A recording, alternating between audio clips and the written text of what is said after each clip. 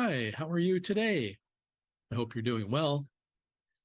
Please review today's news segments, and then we'll get started.